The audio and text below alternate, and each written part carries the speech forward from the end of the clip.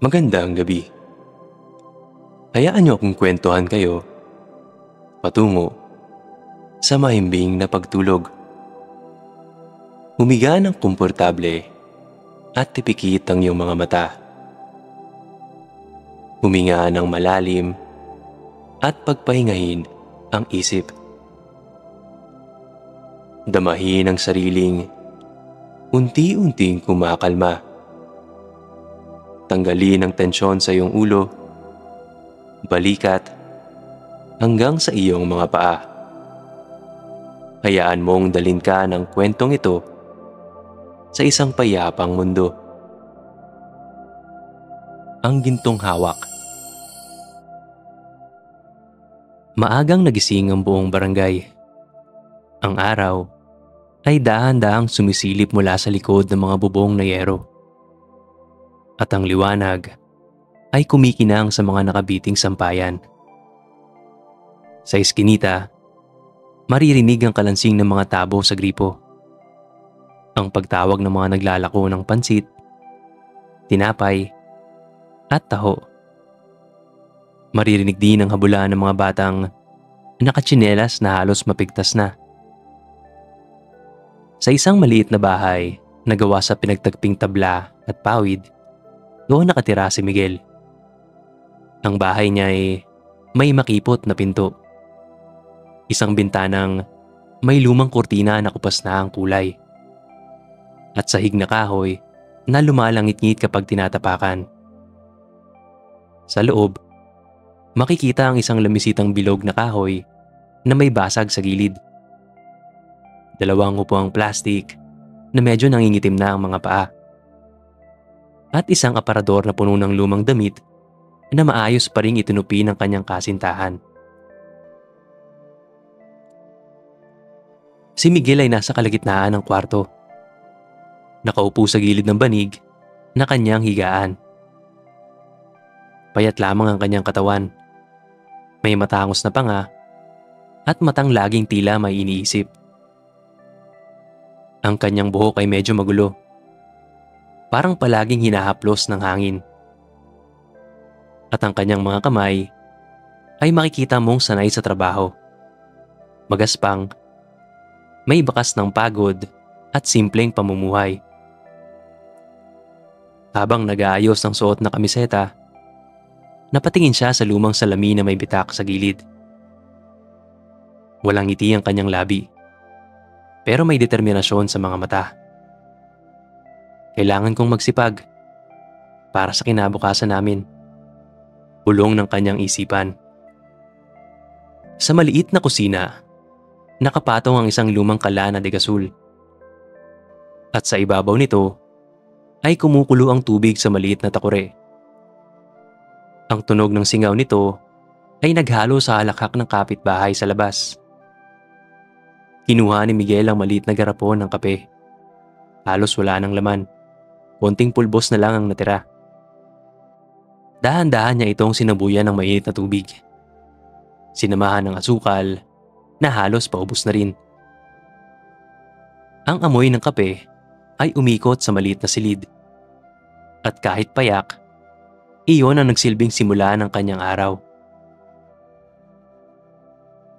Paglabas ng bahay, sinalubong siya ng liwanag ng araw at ng ingay ng komunidad.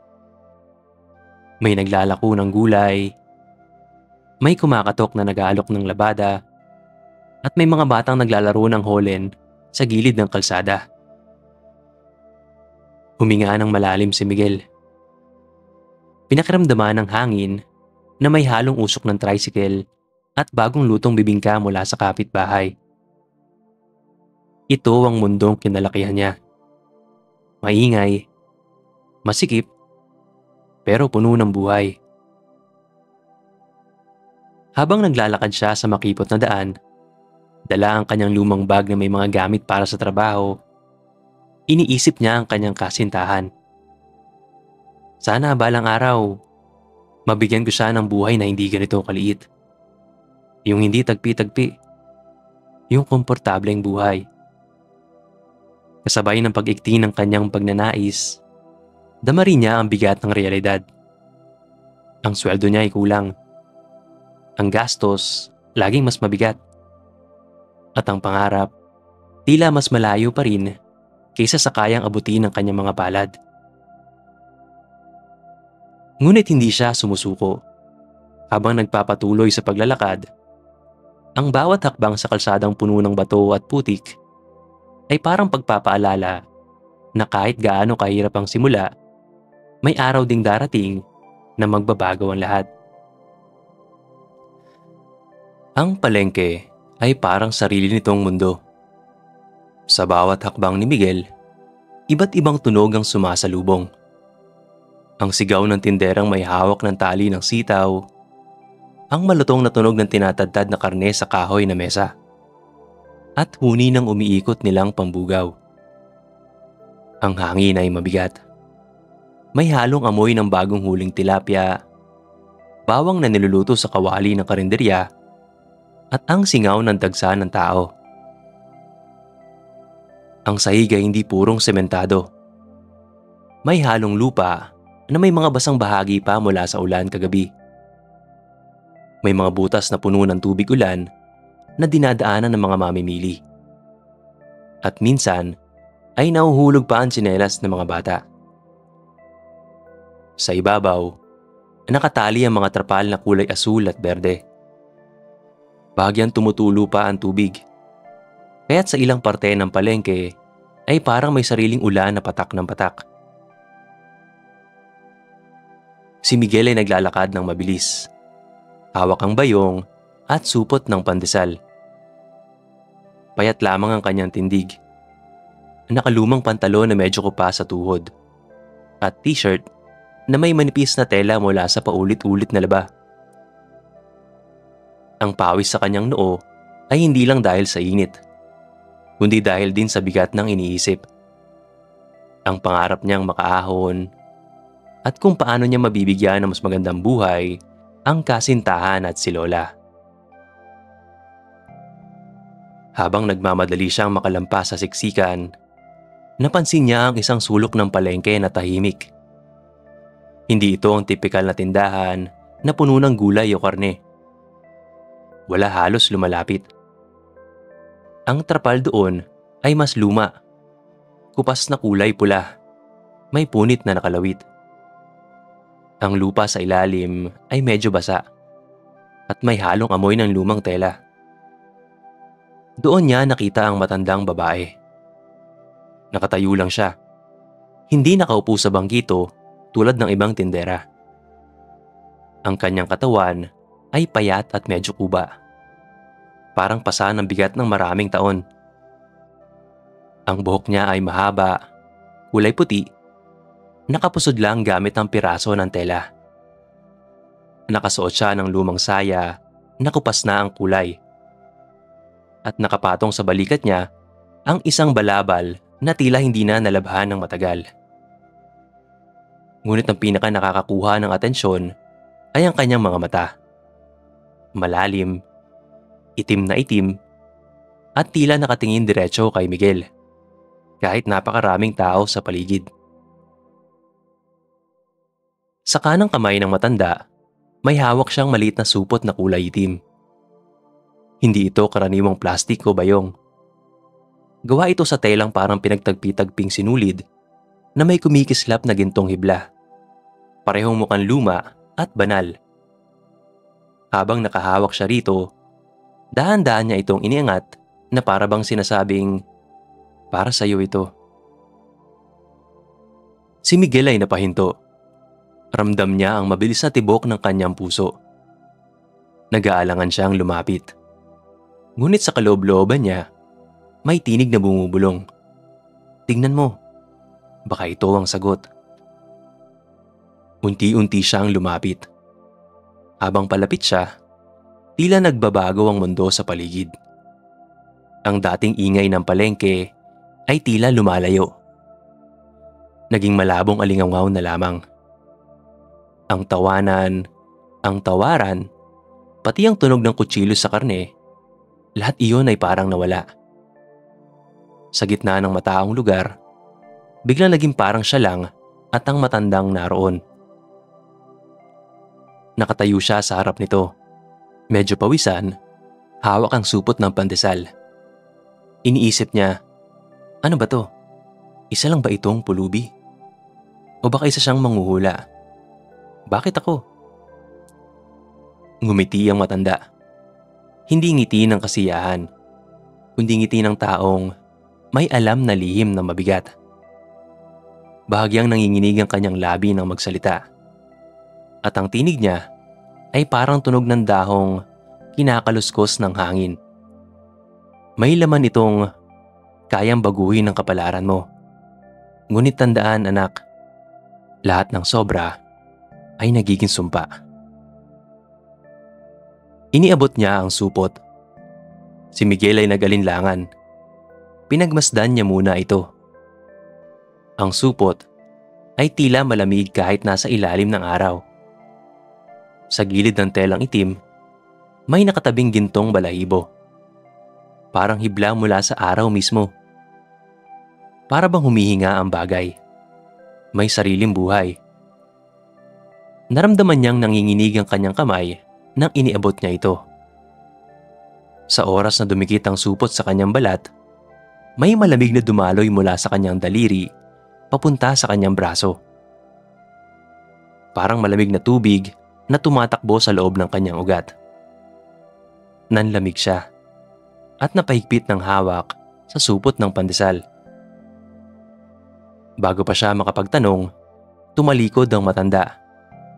Mabagal ang bawat hakbang niya. Ngunit ang mga tao sa paligid ay tila hindi nakapapansin. Para bang siya lamang ang nakakakita rito. Ang trapal na kupas ay humaplos sa hangin habang nilisan ng matanda ang sulok. At sa isang kisap, nawala siya sa gitna ng mataong palengke. Naiwan si Miguel. Nakatayo sa gitna ng gulo at ingay ng merkado. Ngunit ang kanyang dibdib ay puno ng katahimikan at kaba. Nakatingin siya sa supot at iniisip, ano ba ito? Kayamanan o kapahamakan? Hating gabi na. Tahimik ang buong barangay maliban sa huni ng kuliglig at malalayong tahol ng aso. Sa loob ng maliit na bahay ni Miguel, ang liwanag mula sa isang bumbilyang nakasabit sa kisame ay kumukurap-kurap. Para bang malapit ng mapundi. Ang anino ng mga gamit sa paligid, ang lumang aparador, ang basag na salamin, at ang plastik na upuan ay gumagalaw-galaw kasabay ng ilaw. Nakaupo si Miguel sa gilid ng kanyang banig, nakayuko, at hawak-hawak ang supot na ibinigay ng matanda. Ramdam niya ang lamig nito sa kanyang palad. At sa bawat tibok ng kanyang puso ay parang mas bumibigat ang supot. Bakit ba ako nag-uwi ng ganito? Ano ba talaga ang laman nito? Isip niya, habang nakatingin sa telang itim na may gintong hibla. Huminga siya ng malalim. Dahan-dahan niyang binuksan ang supot. Sa loob, may kakaibang bagay. Isang maliit na balahibo. Manipis, kulay ginto, parang sinag ng araw na nahuli at ginawang piraso. Kasama nito ay isang piraso ng papel na kupas. May sulat kamay na anumang hawakan ng palad, magiging ginto. Ngunit mag-ingat, ang sobrang liwanag ay nagpaparusa. Napakurap si Miguel. Tumawa ng mahina, halos pabulong. Kalokohan. Ngunit kahit sinasabi ng isip niya na imposible, may kumikiliti sa kanyang puso. Isang halong kaba at pananabik. Tumingin siya sa paligid. Sa mesa, nakapatong ang isang tansong barya na naiwan niya kanina. Kinuha niya ito at pinisil gamit ng kanyang kanang palad. Hawak ng mahigpit, habang nakapikit ang mga mata. Kung totoo man ito, bulong niya sa kanyang isipan. Sa sandaling iyon, may naramdaman siyang init sa kanyang palad. Nagsimula itong umakyat mula sa kanyang mga daliri hanggang sa kanyang braso. Binuksan niya ang kanyang mga mata. Dahang-dahang inialis ang kanyang kamay sa ibabaw ng barya. At doon, nanlaki ang kanyang mga mata. Ang tansong barya ay nagbago ng anyo. Hindi na ito kupas at marumi. Ngayon ay purong ginto, makintab at mabigat sa tingin pa lamang. Sa ilalim ng ilaw ng bombilya, kumislap ito at nagbato ng liwanag sa dingding na para bang naglagay siya ng araw sa loob ng kanyang bahay. Napatayo si Miguel. Muntik mabitawan ng barya. Ang kanyang dibdib ay kumabog ng mabilis. Parang may tambol sa loob niya. Hindi siya makapaniwala. Hawak niya ang ginto. Totoong ginto. Nilapit niya ito sa kanyang muka. Pinisil-pisil. Kumatok pa sa mesa para matiyak. Walang duda. Totoo ito. Ngunit kasabay ng pagkamangha ay dumaloy ang takot. Napalunok siya at napatingin sa kanyang mga kamay. Ano pa ang kaya nito? Paano kung tao ang mahawakan ko? Ano kung agad niyang iniiling ang ulo? Pilit na tinataboy ang mga naiisip. Umupo siyang muli. Hawak ang barya sa kanyang palad habang ang kaliwang kamay ay nakatakip sa kanyang muka. Ramdam niya ang malamig na pawis sa kanyang batok. Ang mata niya ay puno ng tanong. Ngunit sa ilalim nito, may ningning na hindi niya mapigilan. Ningning ng pag-asa. Kung totoo nga ito, baka ito na ang simula ng lahat ng pinapangarap ko. Isip niya. Sa unang pagkakataon, naramdaman ni Miguel na baka hindi na siya mananatiling tagpi-tagpi ang buhay. Ngunit sa pinakadulo ng kanyang isip, may mahinang tinig na kumakaluskos. Mag-ingat ka. Kinabukasan, tila walang nagbago sa barangay.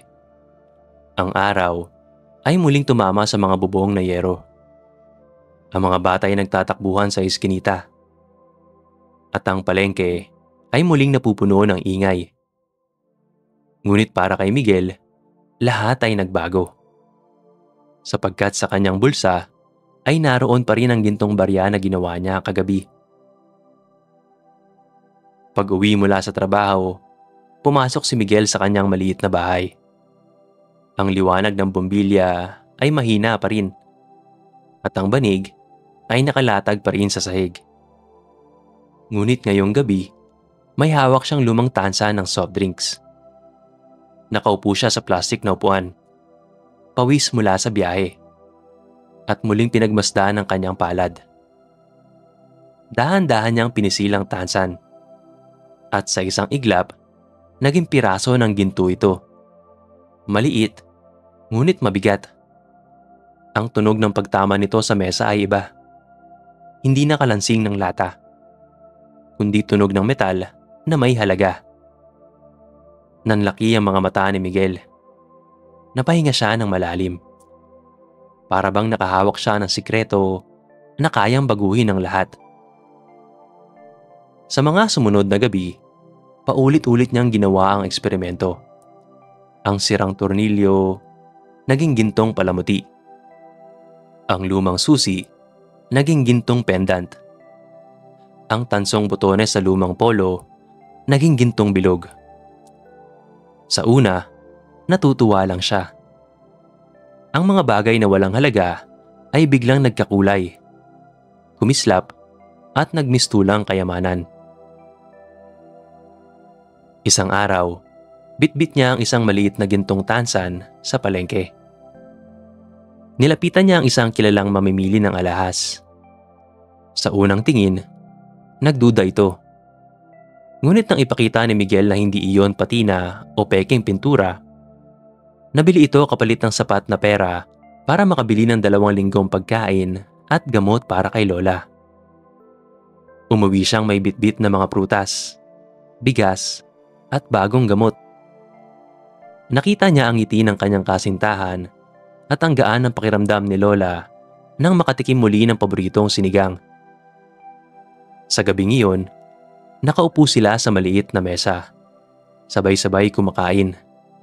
At unang beses na matagal muling narinig ang tawa ni Lola. Ito na yun, isip ni Miguel. Ito na ang simula ng magandang buhay. Ngunit hindi doon natapos. Sa mga susunod na linggo, hindi na lang tansa ng hawak ni Miguel. Ang lumang martilyo, ang lata ng sardinas, pati ang lumang kandila. Lahat naging ginto. At sa bawat pagbenta, dumami ang pera. Nagsimula siyang mag-ayos ng bahay. Ang sahig na kahoy ay pinalitan ng mas matibay na tabla. Ang kurtinang kupas ay napalitan ng bago, kulay asul at dilaw. Ang lumang upuan ay naging sopa. At ang mesa ay hindi na kawayan, kundi kahoy na may barnis. Sa una, simple lang ang mga pagbabago. Mga bagay na praktikal, kailangan. Habang dumadami ang ginto, nag-iba ang pakiramdam ni Miguel. Hindi na siya kontento sa maliit. Ang dating banig ay hindi na bagay, kaya bumili siya ng kutsyon. Ang lumang aparador ay pinalitan ng bago. At ang mga damit niya, napalitan na ng mas maayos. At habang ginagawa niya ito, napapansin niyang mas madalas na siyang ngumiti mag-isa. Parang may lihim siyang kinikimkim na hindi na niya kayang itago. Isang gabi, nakaupo si Miguel sa bagong upuan. Nakatingin sa mga bagay sa kanyang silid. Ang dingding ay makintab, ang mesa ay bago, at ang kanyang kamay ay nanginginig. Sa kanyang isipan, may bulong. Kung kaya kong gawing ginto ang maliit, bakit hindi ko subukang gawin sa mas malaki? Kinuha niya ang isang lata ng pintura. Pinisil ng mahigpit. Sa isang kisap, naging ginto ito. Mabigat, halos hindi niya maiangat. Napahinto siya. Hingal, ngunit nakangiti. Ang bigat ng ginto ay katumbas ng bigat ng kapangyarihan na hawak niya. At doon, nagsimulang umusbong ang kasakiman.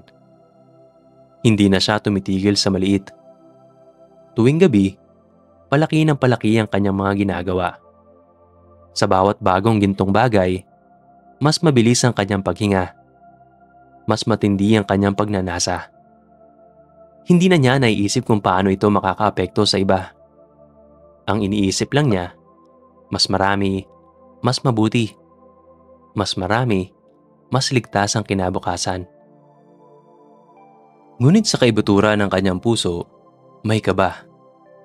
Alam niyang ang bawat pagdampi ng kanyang palad ay nagdadala hindi lang ng kayamanan, kundi ng panganib na hindi pa niya lubos na nakikita. Lumipas ang mga linggo, at ang dating tagpi-tagping bahay ni Miguel ay halos hindi na makilala. Ang dingding na dati ay manipis na tabla ay pinalitan ng semento. Ang sahig ay pinakinis at nilagyan ng mamahaling tabla ng kahoy. At ang maliit na mesa ay pinalitan ng mas malapad at mas malaking gamit. Ngunit sa kabila ng lahat ng ito, may nanatiling pareho. Ang ingay sa kanilang barangay tuwing gabi. Nasa gilid ng mesa si Miguel, nakasandal at nakatitig sa kanyang mga kamay. Mayroon siyang suot na guwantes, manipis na puting tela na binili niya sa palengke. Habang nilalaro niya ang dulo ng guwantes, iniisip niya, kailangan ko itong suotin. Baka aksidente kong mahawakan ang hindi dapat. Nasa kabilang dulo ng mesa ang kanyang kasintahan. Nakaupo ito. Nakayuko habang naghihiwa ng prutas. Ang mukha nito ay maamo. Ngunit ramdam sa mga mata ang lungkot. Nakasanayan nilang magkatabi habang kumakain. Ngunit ngayon, magkalayo sila. Bawat isa ay nakabukod ng sariling pinggan. Nakatago sa ilalim ng guwantes. Hindi na umaabot. Habang kumakain sila, Wala halos salita. Ang kasintahan ay nag-iisip. Nasaan na ang Miguel na kilala ko? Oo, mas maganda na ang bahay. Mas maganda na ang buhay. Pero bakit parang mas lumayo siya? Si Miguel naman ay kinakain ng kanyang sariling isip. Nakikita niya ang lungkot sa mga mata ng kanyang kasintahan. Ngunit natatakot siyang gumawa ng hakbang. Kung mahawakan ko siya ng aksidente, baka mawala siya. Baka maging ginto rin siya. Kaya't pinipili niyang manatiling malayo. Kahit na ang puso niya ay sabik sa init ng dating yakap. Isang linggo ng hapon, bumisita sila kay Lola. Ang bahay nito ay maliit, gawa sa kawayan at pawid. May mga paso ng halamang nakahilera sa harap. Sa loob, mababa ang kisame at puno ng amoy ng pinritong tuyo. Nakaupo si Lola sa lapag. Nakasandal, may hawak na abaniko. Ang tuhod niya ay nakabalot ng tuwalya. Ngunit sa mga mata niya ay may ningning. Tuwa dahil sa mga bagong gamot at pagkain na binili ni Miguel. Ngunit napansin ni Lola ang kakaiba. Habang iniaabot niya ang prutas, imbis na direktang iabot ni Miguel, iniligay niya ito sa mesa at mabilis na binawi ang kamay. Habang nagkukwento si Lola ng mga alaala ng kabataan, tahimik lang si Miguel. Nakaupo sa silyang plastik, hindi makatingin ng diretso. Bakit parang may tinatago ang apo ko? Tanong ni Lola sa sarili. Alam niyang may nangyayaring hindi nito maikwento. At ramdam niyang may bigat na pasan si Miguel na hindi pera ang kayang guminhawa. Sa bawat araw na lumilipas, lalong lumalalim ang katahimikan sa pagitan nila. Sa hapagkainan, may espasyong parang pader. Sa bahay ni Lola, may tanong na hindi masabi. Sa gabi, si Miguel ay nakaupo sa gilid ng kama. Hawak ang kanyang mga kamay na nakasuot ng guwantes. Iniisip niya, ito ba talaga ang kabayaran? Magkakaroon ako ng lahat ng bagay, pero mawawala ang mga taong mahal ko? Ngunit sa parehong oras, kapag iniisip niya ang kinang ng ginto, nararamdaman niya ang tukso. Kung mas marami akong magawa, mas ligtas sila. Mas hindi na nila mararanasan ang hirap. Hindi na nila nakakausap si Miguel. Tila laging abala ito sa kanyang ginagawa. At doon nagsimula ang pinakamatinding agwat. Hindi lamang sa pagitan nila ng mga mahal niya, kundi sa loob ng kanyang sariling puso.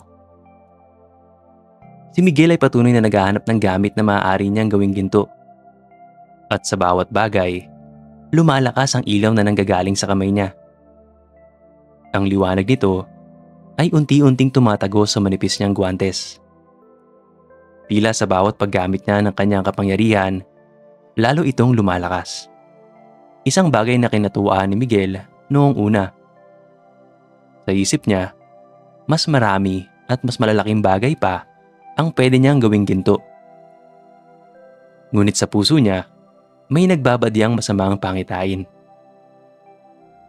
Sa kabila nito, mas nangibabaw ang kagustuhan niyang palakihin pa ang kanyang yaman. Kahit ang mayroon sila ngayon, ay higit pa sa kanilang kailangan. Nananatili pa rin ang pagnanais niyang mas lalo pang paramihin ito. Ang lahat ng ito ay para sa aking pamilya, bulong niya sa sarili.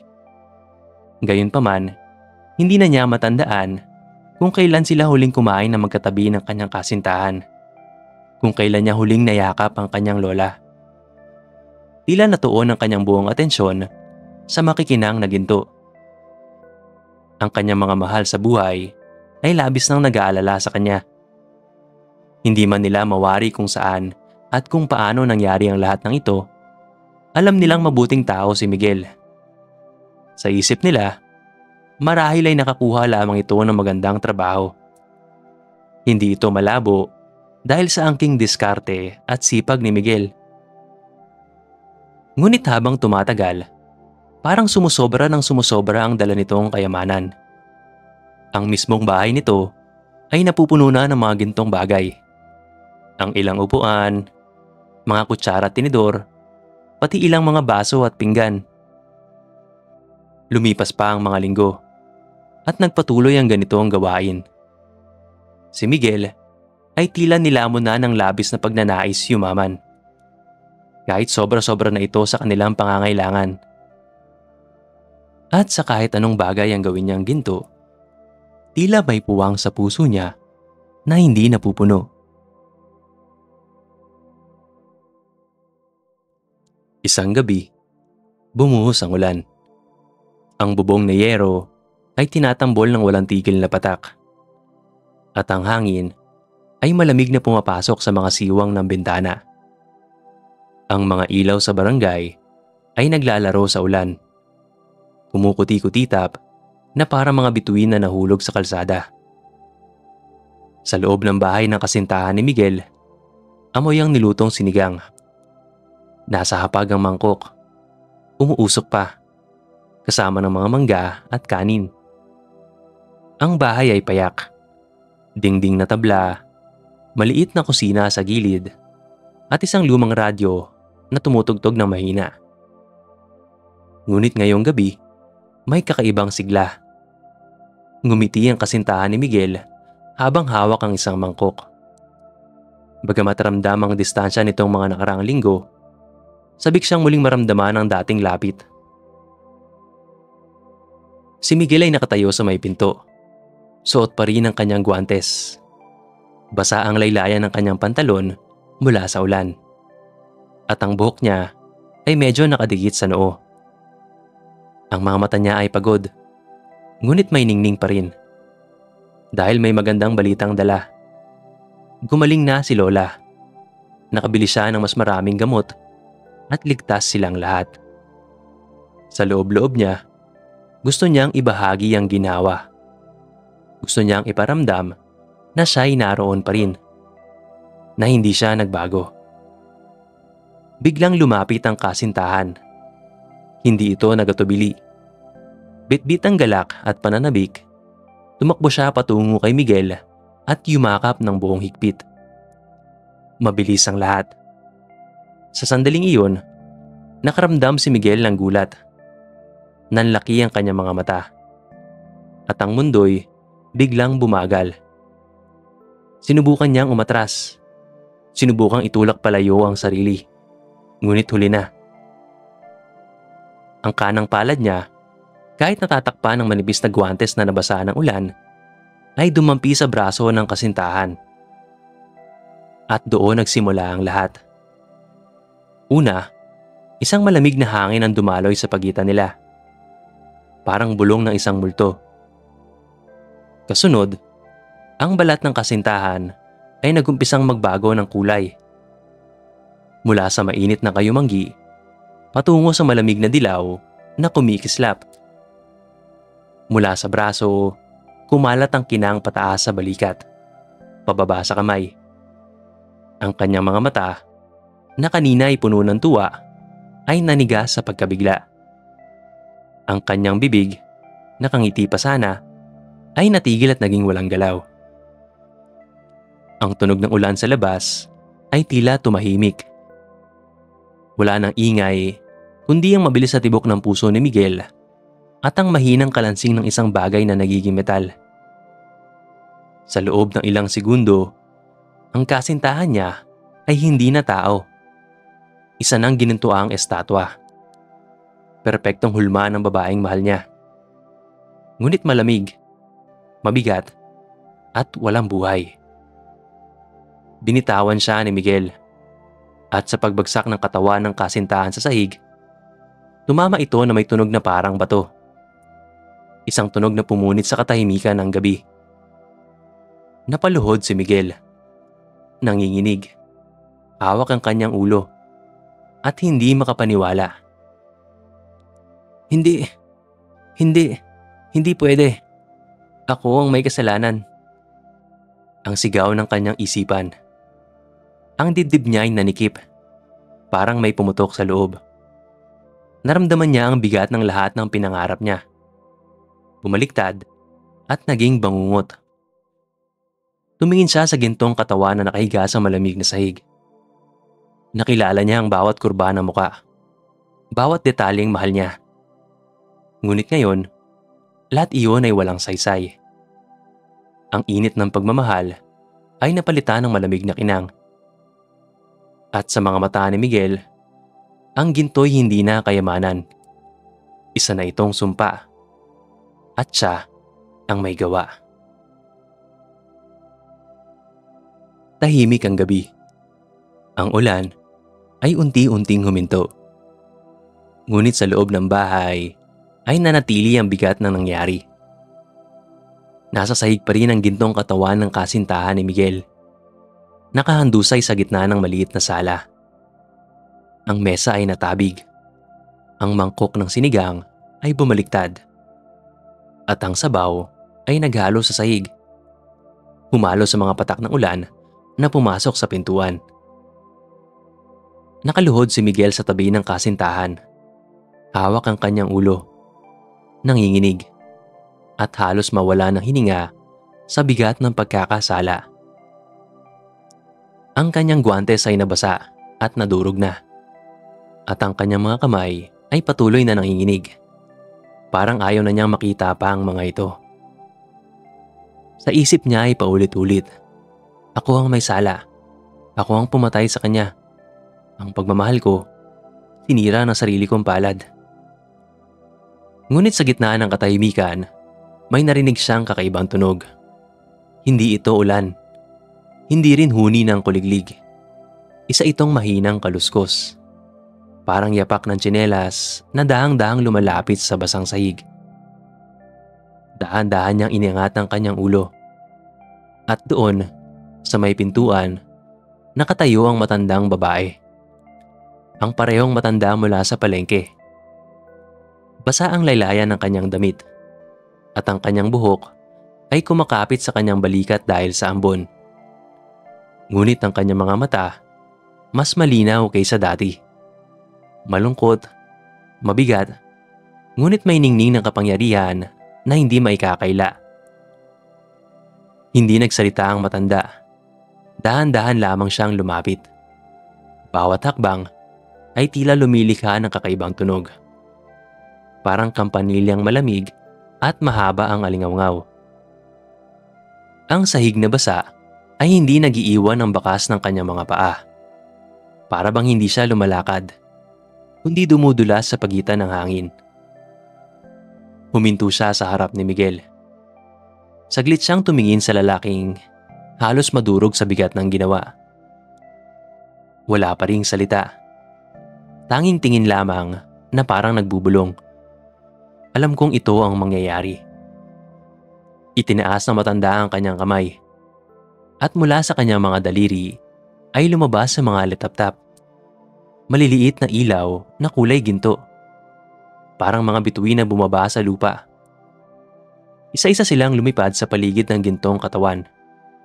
Paikot-ikot hanggang sa maging parang maliit na bagyong umiikot dito. Ang liwanag ay lumakas. At ang buong bahay ay nabalot ng gintong sinag. Mas maliwanag pa kaysa sa anumang lampara.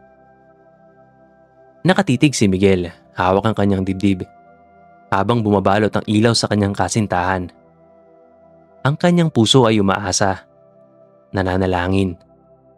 Pakiusap, ibalik mo siya, kahit ako na lang ang parusahan. At unti-unting nagbago ang kulay ng katawan. Mula sa malamig na ginto, bumalik ang kulay ng balat. Kayumanggi, mainit, at buhay. Ang buhok ay muling kumulot. Ang mga mata ay muling pumikit. At ang labi ay muling huminga ng hangin. Ang gintong estatwa ay nawala. At sa kanyang harap, muli niyang nakita ang babaeng mahal niya. Humihinga, mahina, ngunit buhay. Naluha si Miguel. Agad siyang yumuko at halos halikaan ng sahig sa sobrang pasasalamat. Ngunit bago pa niya mayakap ang kasintahan, huminto ang mga alitap-tap at lumipad patungo sa kanyang mga kamay. Sa isang kisap, naramdaman niyang parang mahinugot mula sa kanyang katawan. Ang bigat, ang lamig, ang kapangyarihan.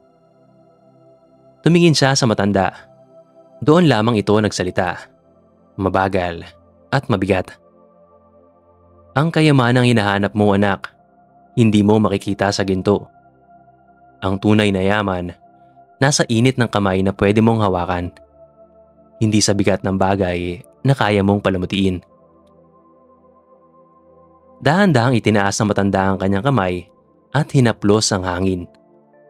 Sa isang iglap, naglaho siya. Parang usok na dinala ng hangin. Iniwan lamang ang malamig na katahimikan at ang bahagyang ningning ng mga letap-tap na unti-unting naglaho rin. Naiwan si Miguel, nakatingin sa kanyang mga palad. Wala na ang kapangyarihan. Hindi na ito malamig. Hindi na ito mabigat. Isa na lang itong simpleng kamay. Sugatan, nanginginig, ngunit malaya. Sa tabi niya, huminga ng malalim ang kanyang kasintahan. Nagmulat ang mga mata at tinignan siya. May luha ang mga ito. Hindi dahil sa takot, kundi dahil sa muling pagbabalik. Ngunit sa loob ng mga matang iyon, may tanong. Miguel, hanggang kailan ka pipili sa pagitan ng ginto at ng akin?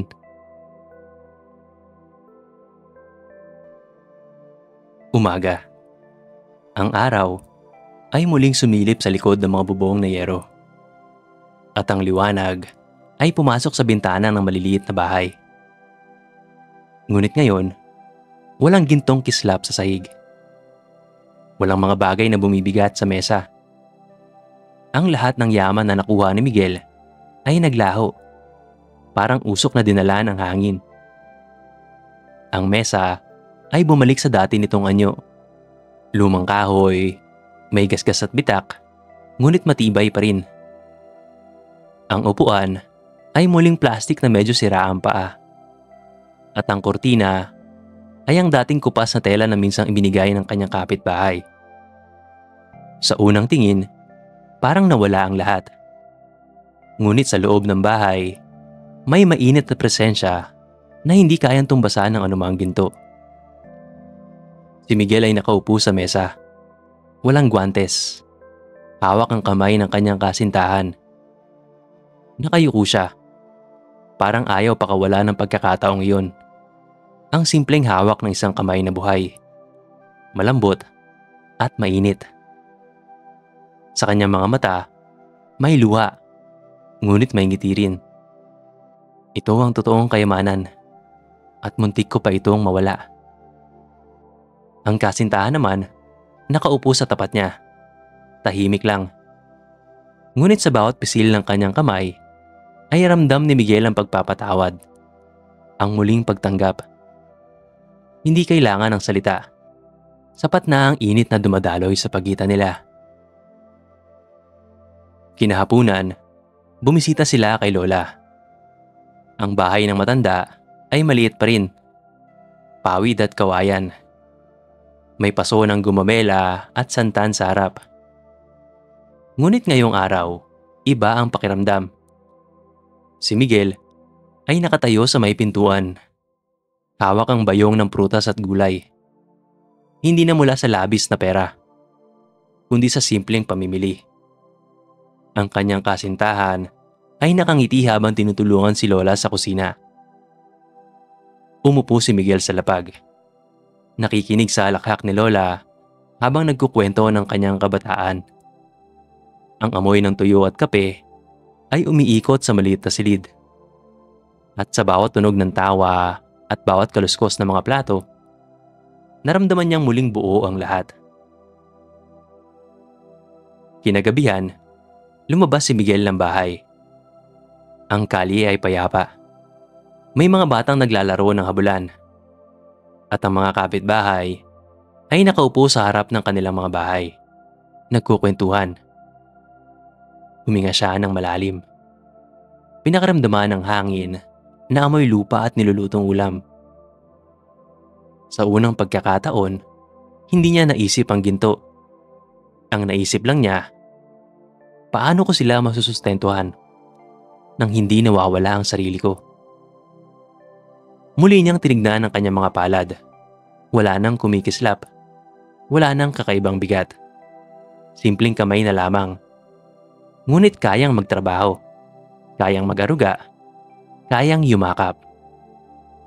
At sa puso niya, mas maliwanag pa kaysa dati. Naroon ang aral. Ang ginto ay kayang magbigay ng kinang. Ngunit ang tunay na liwanag ay nasa init ng pagmamahal at yakap ng mga taong mahalaga sa iyo. Sa dulo ng lahat, nakaupo si Miguel at ang kanyang kasintahan sa labas ng bahay, magkatabi sa mahabang bangkito. Nasa langit ang kanilang mga mata, pinagmamasdan ng mga bituin. Tahimik, ngunit puno ng kapayapaan. Sa gilid, si Lola ay natutulog na, mahimbing at masaya. At sa kanilang tabi, dumapo ang isang alitaptap. Maliit, kumikislap ng ginto, ngunit mahinahon. Hindi ito ginto na mabigat, kundi liwanag na banayad. Napalipad ito sa hangin at naglaho. Ngumiti si Miguel. Pinisil ang kamay ng kasintahan. At sa isip niya ay tahimik na nagpasalamat. Salamat. Dahil sa pagkawala ng ginto, natagpuan ko ang tunay na yaman.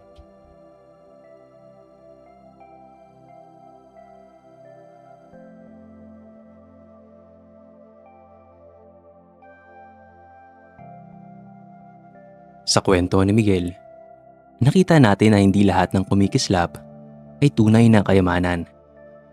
Ang gintong akala niyang magbibigay ng saya ay muntik nang kumuha ng lahat ng pinakamahalaga sa kanya. Ngunit sa huli, natutunan niyang ang kayamanan ay hindi nasusukat sa bigat ng ginto, kundi sa bigat ng yakap, sa halakhak ng pamilya, at sa init ng pagmamahal na hindi kayang tumbasan ng kahit anong kayamanan. Ating tandaan, ang palad ay maaaring magdala ng ginto. Ngunit ang puso lamang ang tunay na makapagbibigay ng yaman.